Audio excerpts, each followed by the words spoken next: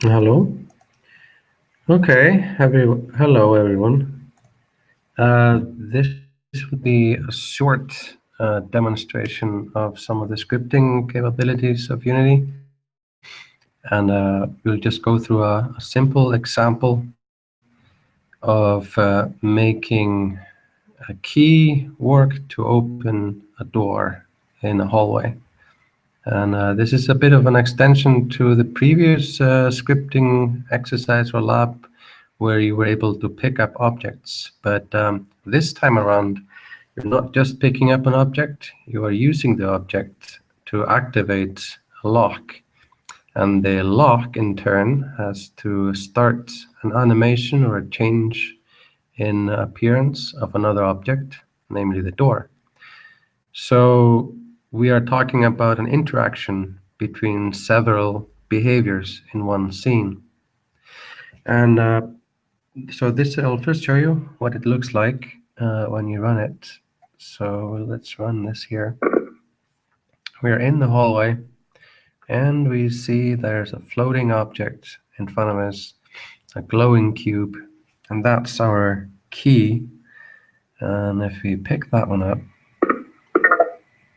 we see that our inventory in this case actually demonstrates or shows a picture up in the upper left corner of the key, indicating that we have the key now. And then here is the lock in front of us, that in front of the door. The door won't open unless we bring that key up to that red globe. It turns green, and the door opens. So this is all. This is everything that we want to accomplish in our scripting. And to show you how it works, here is an overview of the scripts. These are all the scripts that are working in the scene. So we have the key game object. The key game object has two behavior scripts associated with it. The first behavior script is a little script that makes the key move up and down and up and down. That is just to show that it is a little bit, it's kind of like a dynamic object in the scene. It's kind of nice to give objects a little bit of a wobble to demonstrate that they're not just frozen in space. And then the key has a pickable behavior that you have seen earlier when you pick something up that tells an inventory that it has been picked up, and it destroys itself. This key then uses its pickable script to send a pickup message to an inventory script that is a part of the player game object.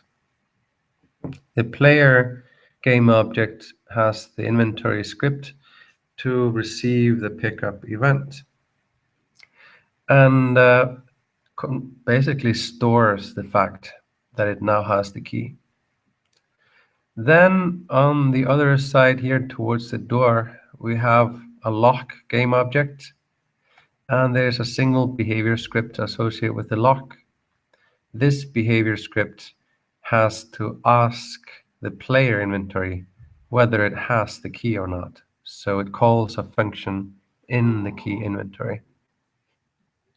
If that function returns true, then it will send a message over to the door game object and ask it to slide or start sliding. And there you get a sliding mechanism behavior associated with the door. So these are all the scripts, and I'm just going to take a quick look at them in turn. So if you look at, let's see, the pickup. So we have already seen the pickable script that we can drop into any object in the scene. And once it's in the object, it implements the on trigger enter behavior.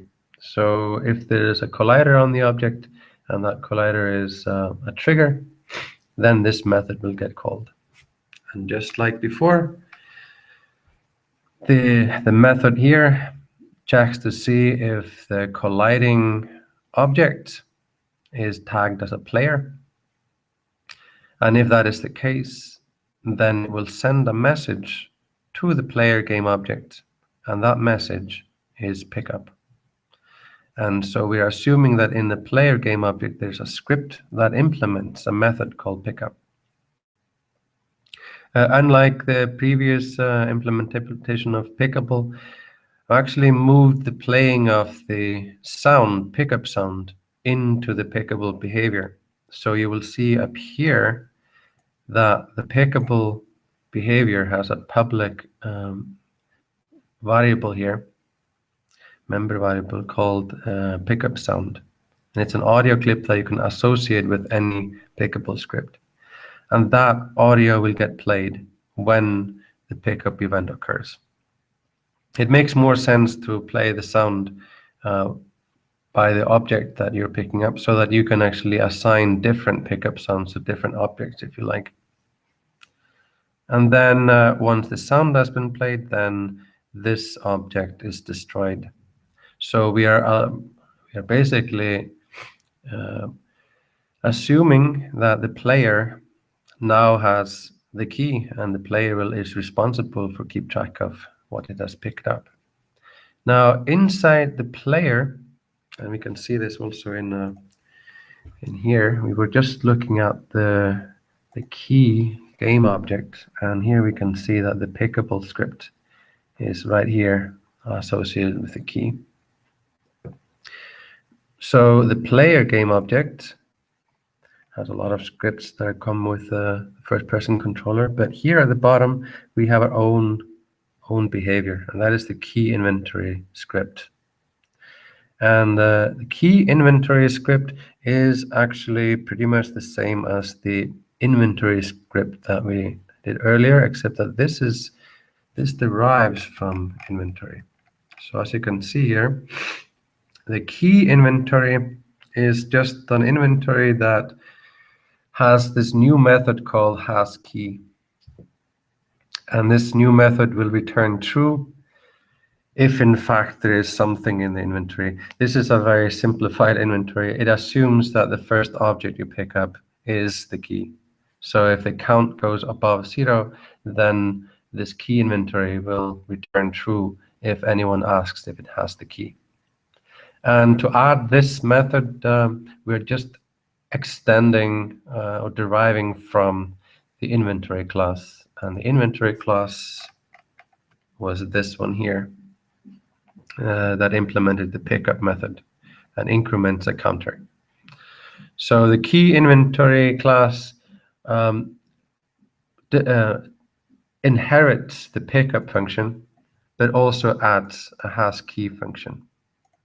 It does a little bit of a fancy thing here as well, because it also overrides the GUI method of the inventory. If you remember that the GUI method of the inventory just wrote out the sentence here, items in inventory, on the screen to show you how many items you had. But key inventory overrides that method and checks to see if it has the key, and if it has the key, it actually draws a texture, a small texture. And this is a texture that is a public member variable. And so in Unity, it shows up in the inspector, and you can drag any texture into this public member variable. And this will be the texture that the key inventory shows on the screen when an object is picked up. So we now have the key script pickable sending the player script key inventory a pickup message, and the object or key will appear as an icon on the screen. So far what we have is that once we collide into the key, we have the now player key inventory show this little icon there at the top. So now for the next part, which is when we approach the lock with our key and we collide with the lock, we need to do two things. We have to change the appearance of the lock and we have to make the door move out of the way. So let's take a look again. So we are now looking at the lock and the door. So the lock mechanism is just another, it's a behavior script that we implement and put on the lock object. The lock mechanism has to access a few things. Let's first check what happens when the trigger event happens. So the lock has a collision object, and it's a trigger collision object. So when someone collides with it, the onTrigger method gets called. Inside the onTrigger enter, we check to see if the colliding object is the player, as we have done before. And if it is the case, it's the player, then we actually call the hasKey method on the player inventory. And here is one thing that is a little bit, well, I wouldn't say complicated, but at least you have to understand how this works. Where did we get the player inventory instance here? Because we're calling the hasKey method on an instance of the player inventory, but we are actually inside the lock. If you go up to the start method of the lock script, this is where we can initialize all sorts of references to other objects. And you will see here that the player inventory is just a local member variable of the type key inventory. So we have made a local variable inside the lock that can hold the reference to an instance of the key inventory. And we want this to point at the instance that is stored inside the player game object. And this is how we can get to any class, really, within a Unity scene or a project. We can use the find method to find any game object by name. And the find method here is just being called as a static function on the game object class. So I can access find by typing gameObject.find. And then I type in the name of the game object that I am looking for, and it will go through the hierarchy and find something with that name. And here I'm assuming that I'm finding it, which might be a little bit dangerous perhaps, but it will return the game object that is called player. And then if you actually look at so here is the game object player, it will find this game object. And when you look in the inspector, you see all the components. And you see one of the components is the key inventory script. And that contains the key inventory class. So if I ask the game object for a component, I call get component, and I ask for a component of this type here. I want to get the key inventory class that is implemented in this instance. So the key inventory that I'm retrieving through this method by first getting the game object, then getting a component by this type, I'm storing a reference to that in player inventory member variable. And now I can use this member variable to call any method inside this component key inventory that is implemented as a mono behavior class.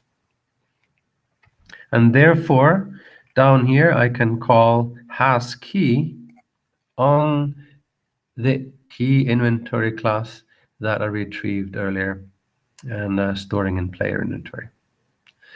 So I can be sure that I'm checking to see if the player's actual inventory has the key or not. So this is one way to call directly into other classes you have associated with other objects. And if this returns true, I know that the player has the key. And now here I'm using a different mechanism to make something happen in a different script. I'm sending a message to the door game object. And by the way, how do I get the door? Well, I do it exactly the same way as I got the player. In my start method initialization part, I find a game object with the name door, and I store a reference to it in a door member variable that is a game object. So just like I have the player earlier, I have the door, and I can send a message to the door and asking it to start sliding, in the hope that the door object, game object, has already implemented the behavior start sliding somewhere.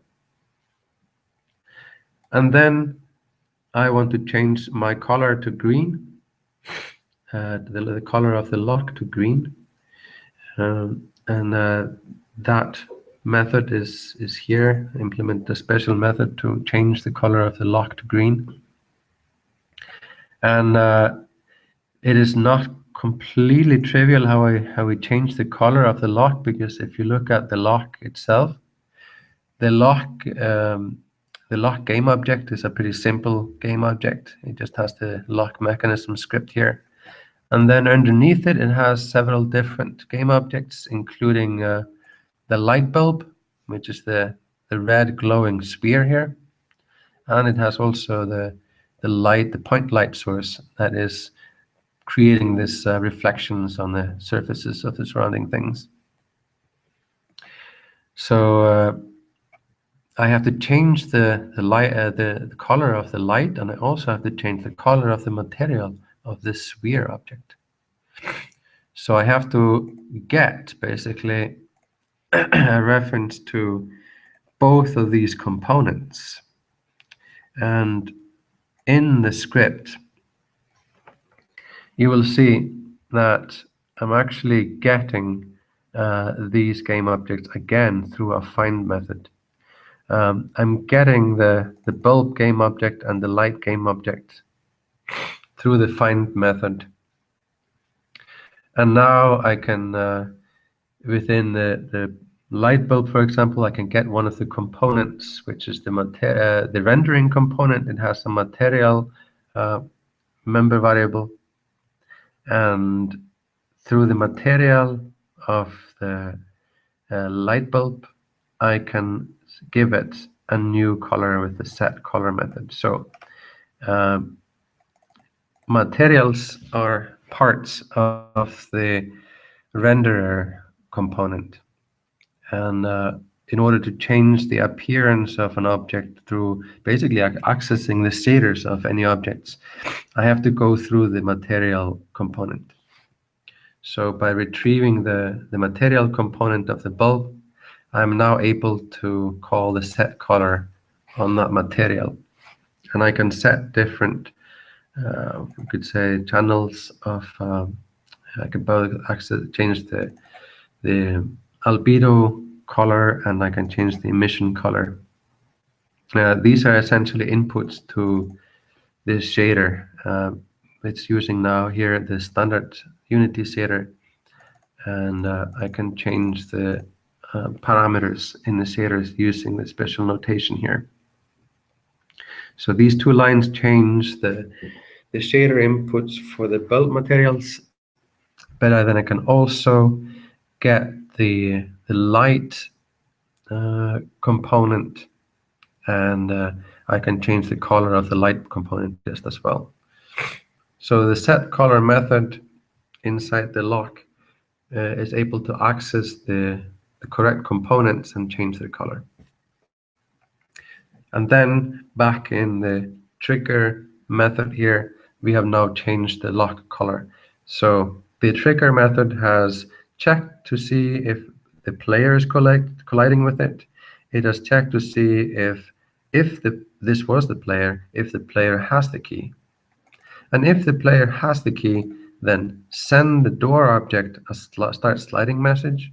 and change your own color, which is the lock color, to green.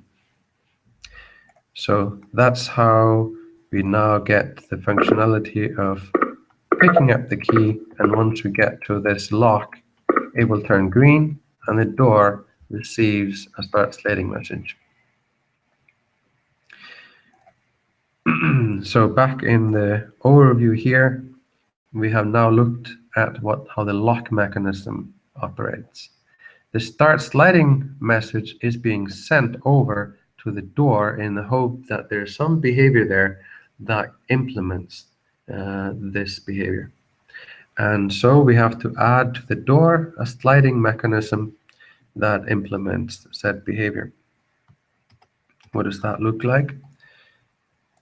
Slide mechanism looks like this, and it makes use of a lerp function, or linear interpolation function.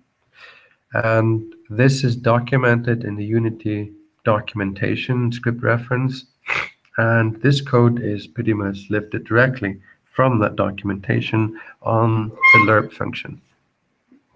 The lerp function is a function that can take two points in space, and then it can give you a point between those 2 points, linearly interpolated between those points, based on a fraction you give it. So if you give it the fraction 0, it will give you the first point. If you give it a fraction of 1, it will give you the second point. If you give it a fraction of 0.5, which would be in the middle, it will give you the location of a point exactly in the middle between these two other points. That way you can create basically a trajectory between two different points in space, or vectors. Unity basically handles points and vectors the same way. It's actually all vectors. So you could say that there are position vectors. So this slide mechanism here, it will give any object the ability to slide from a starting position to an end position at a certain speed.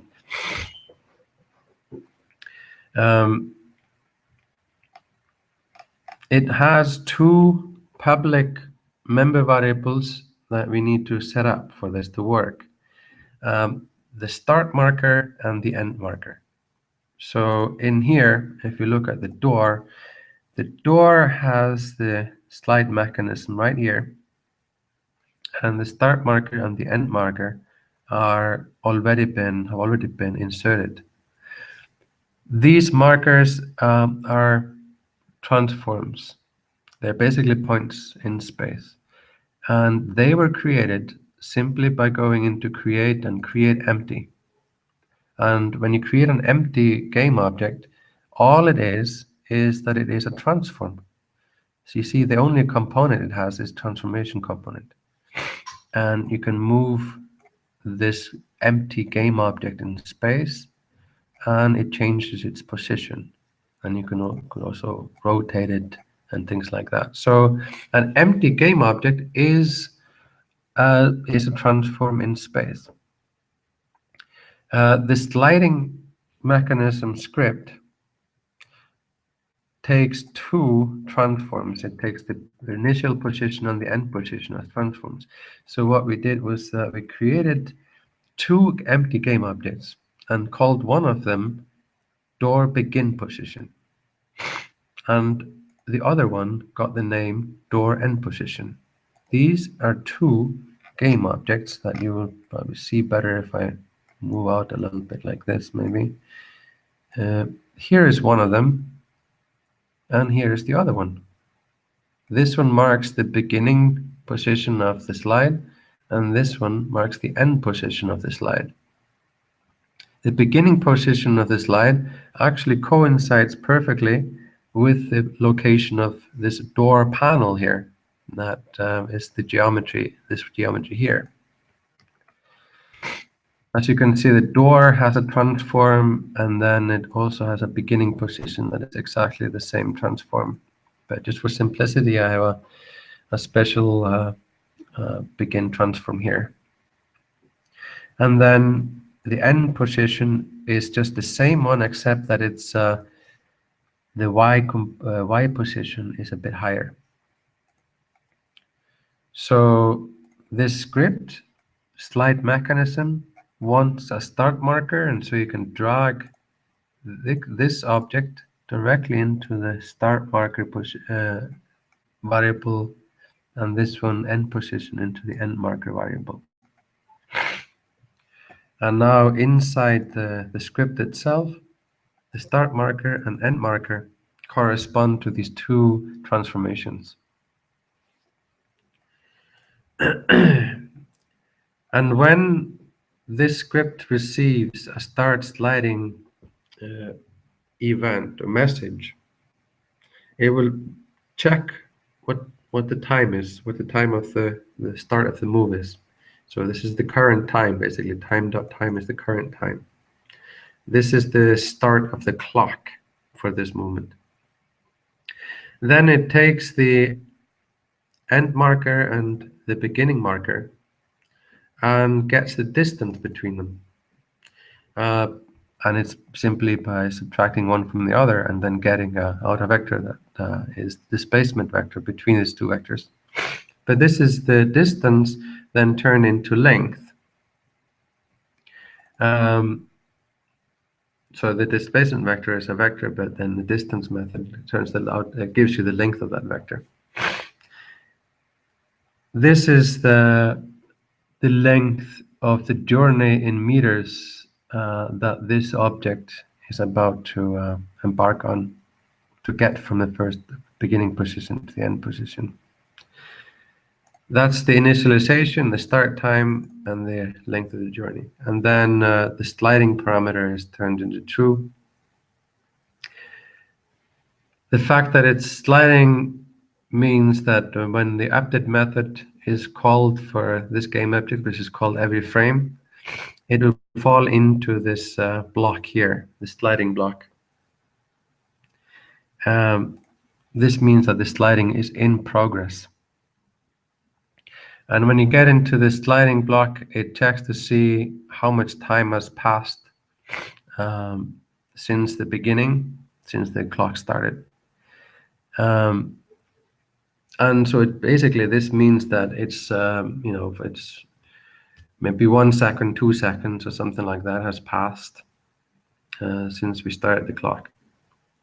And so from that time, you should be able to calculate how far the objects should have moved based on the speed of the object. Because the speed of the object will say something like 1 meter per second. If 2 seconds have passed, then the object should have moved 2 meters already. So this is how it gets to calculate, okay, so how far should it have moved so far, given the time and the speed? Then it finds out, given that time and speed and how far it should have moved, then it looks at how far is that in comparison to the full journey that it was meant to take, which is the whole journey from the beginning and end to the end position. This fraction here, how much you have covered and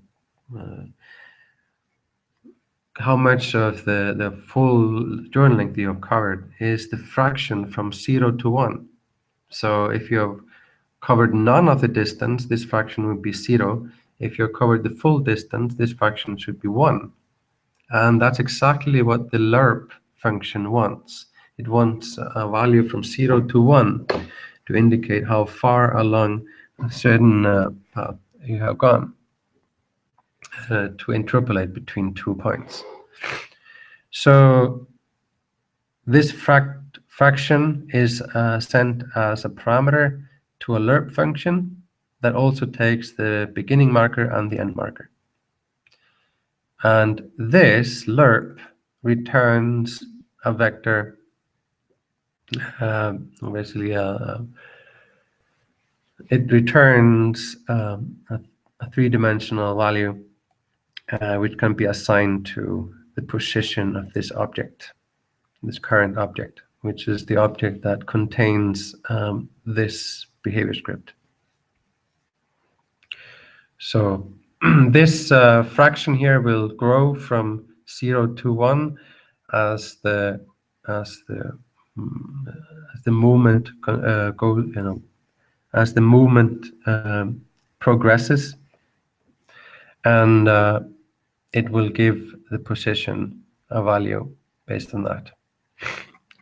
So this little script is all that is needed to then move this door from its initial position, which is here, and then now it starts sliding, and then it moves to the end position up there using the lerp function. And you can change the speed parameter, make it move twice as fast, for example. Now it moves a little bit faster, as you can see. That is pretty much it. That's all I wanted to cover. So now we have seen how several different behavior scripts and several different game objects can communicate. We can either send messages into other game objects and then have scripts capture those messages and implement certain methods like the pickup method in the inventory, or we can have direct access to certain classes by finding them and then calling them directly, like the has key method on the inventory that the lock mechanism is calling. And we also saw how we can use scripting to change some of the properties of an object. For example, we had the lock script change the color of the lock, and we had the slide mechanism change the position of the object. So I will end there. I'll just end by saying that the environment that we are inside right now is an environment that you can get from the asset store.